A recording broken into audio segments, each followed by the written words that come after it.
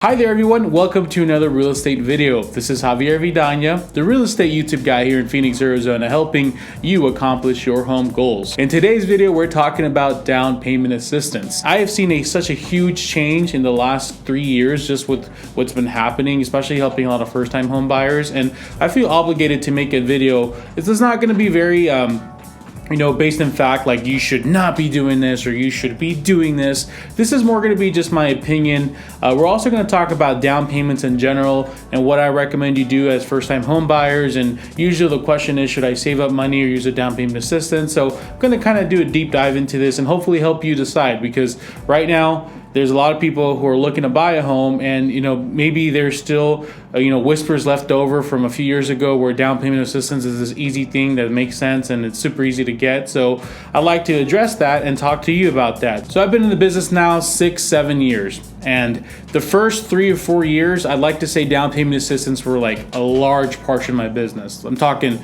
like over 3/4 worth, just down payment assistance program. In those days, down payment assistance and down payment, it was a no-brainer. The interest rate was maybe we're talking, if you had your own down payment, it was 3.25, down payment assistance was 3.5. It was such a small margin, it didn't really make sense to put your own down payment. So a lot of people bought their houses with super low interest rate. At the time, house prices were still recovering from their crash. So, everybody was buying cheap houses with down payment assistance. And as a matter of fact, right now we're seeing people who bought in those times now selling their houses, making $50,000 to $100,000. Well, it's not like that anymore, unfortunately. Nowadays, we're back to a normal market. Normal market meaning it's gonna hurt to buy a house, and although those options are there, long term they don't make sense. So to just get straight to the point, is it worth getting down payment assistance in 2019, 2020 for first-time home buyers? I would like to say 9 out of 10 times it's not. Here's why. I think it was early 2018 when, for some reason or the other, and you can speculate all you want, but the interest rates for down payment assistance just ballooned straight up. They just spiked. Not talking about people who had it, talking about from that point on, if anybody who wanted it would have to pay this higher interest rate. And this was very difficult for people to grasp. But to be honest with you guys, a lot of people just got used to having this really nice program. Everybody was used to buying low interest rate down payment assistance loans where you would literally put your deposit down, and at the very end, you get your money back. This was happening left and right. So when it shifted, there was almost a sense of what's going on? Because whenever somebody would come and say, hey, I want down payment assistance, then they would be told the high interest rate and all the changes in the monthly payment. And they would say, what are you trying to scam me? Because my cousin just bought a house 8 months ago or 4 months ago, and they got, what happened? So since that big shift, we really don't see that much down payment assistance programs anymore. I still see them personally as well. I still see people get them. But because it wasn't as easy and people had to actually put thought now before they bought the house, a lot of people opted to either not buy or to just save up the down payment. So yes, if you want to go for down payment assistance, your interest rate is going to be higher. I don't want to quote any exact numbers. I can say here in Arizona, it's above 6% for down payment assistance for the majority of the time. And this is a across the board interest rate, usually can't be negotiated down, especially with the government assistance program. And that's just the way it is. Whereas if you put your own down payment, which could be as low as 3 or 3.5%, if you're buying a $200,000 house, we're talking $7,000, then your interest rate would drops down at least 1 or 2 points. And we're talking a difference. I used to say back in the day $100 a month. Now it's $100 to $200 difference. If you saw my original video where I talk about the cost of buying a house and outweighing the left and right, seeing which one is best, I used the example of $100 difference. It used to be $100 a month, so it'd be $1,200 a year. So times 5 would be $6,000, which is about the down payment. Well, now it's $2,400. And if you get that number and you multiply it by 5, now you're getting $12,000. And $12,000 over a 5-year period is a lot of money. I don't care if you're balling, that's a lot of money. So in this case, it just makes more sense to save an extra 3 or 4 months if you can, to save up that money and get going. I did say that in some situations it would be okay to use down payment assistance, and I'm not saying it's wrong to use down payment assistance. However, you want to make sure you put some thought behind it. I think it's okay to use down payment assistance if the following factors are being considered by you. This isn't a forever house. You have a very clear picture of where you're heading to, and this house you're buying isn't that. You're already paying a really high rental, so if you're renting a nice apartment for $1,500 and the house you're gonna buy is gonna be $1,500 with down payment assistance, then you're really not adjusting anything, because let's face it, you're renting a nice apartment now for $1,500. You can afford that payment. You're okay leveraging a down payment assistance program? Then do it, 100%.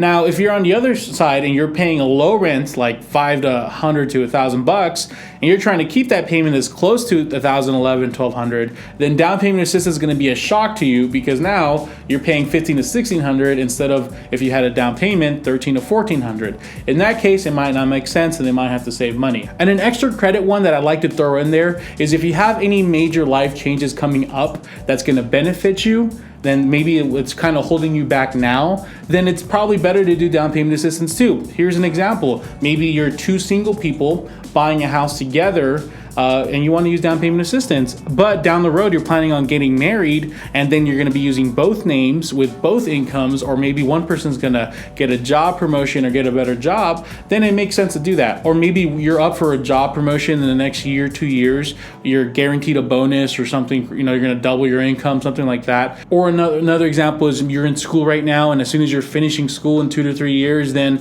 your job is going to just triple, double in income. There's a lot of factors what I mean by this, and this is why it's extra credit. It's not a necessity as the main category, but if this is going to happen to you in the near future, it just kind of adds more to the pie, because once that life event happens, you get married, your job promotion, you finish school, now you can start a new job with more money, then that's going to be able to impact your ability to qualify for a nicer house with a down payment, have you save up that down payment, and on top of that, because you've actually owned your home, you'll be able to benefit from the equity of that and use that to buy your next house. So you might be saying, Javier, I agree with you. I want to use a down payment. I don't want to use down payment assistance, but there's just no way I can come up with $7,000 and my lease is up in 4 months. I just can't do it. Well, there's different ways to get that down payment. You could borrow it from a friend or family member. They have to transfer it to your account, talk to a lender before you do anything.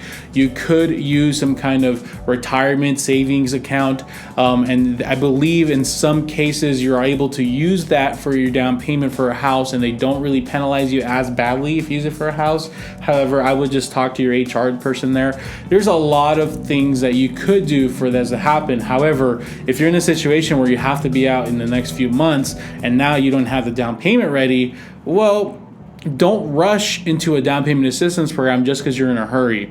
In some cases, it might be better to buckle down, figure out some kind of plan where you're going to start saving up that down payment, ask for a few month extension, or even renew another year, or 6 months, who knows? I don't know what the situation is. I don't know what your life is. However, my point is, don't rush into down payment assistance if it doesn't feel right. If it works for you, you've thought about it, you have your budget down, you're already paying a high rent anyways, this isn't a forever house, you want to go opt for a down payment assistance, that's totally cool. But all I'm saying is put some thought behind it. Let's not be like the buyers of the early 2010s that would just offer down payment assistance because that's what our lender would tell us to do.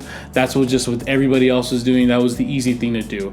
I would love for you guys to sit down with your spouse and have a really serious conversation about these numbers. Should we save up our money?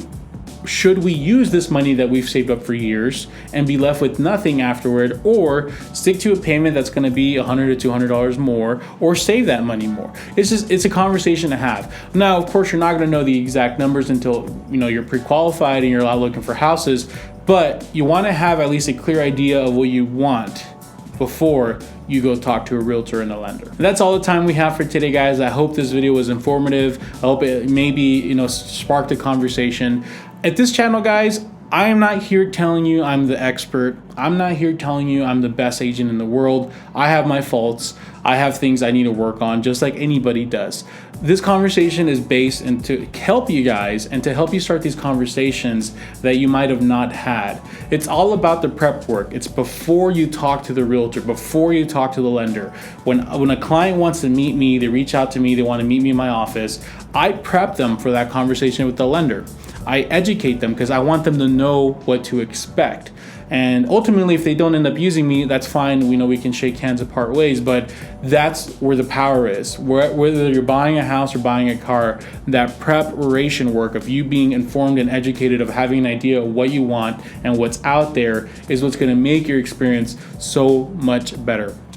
For everyone watching, thank you so much. If you like this video, hit like, subscribe if you want to see more. We're making weekly real estate videos here on the channel. And last but not least, if you are in the Phoenix, Arizona area and you're looking to buy or sell your home, feel free to contact me. My information is below. If you have any questions regarding real estate, feel free to DM me on Instagram. That's a little better if you want to just get some information, or you have a question about your current situation. That's probably the best way of doing it. I would prefer the calls and texts be for people who are looking to buy or sell in the Phoenix, Arizona area. And I sound rude saying that. I'm sorry, I feel rude saying that. However, it's just getting kind of overwhelming with all the texts and calls, and people are getting missed, and I want to make sure to keep the phone as clean as possible. So if you just have a general question, feel free to DM me, leave a question below in the comments. And if you want to work with me, call, text me. Cool? Awesome. Thank you guys so much for watching. I appreciate your time. Have a wonderful, wonderful day.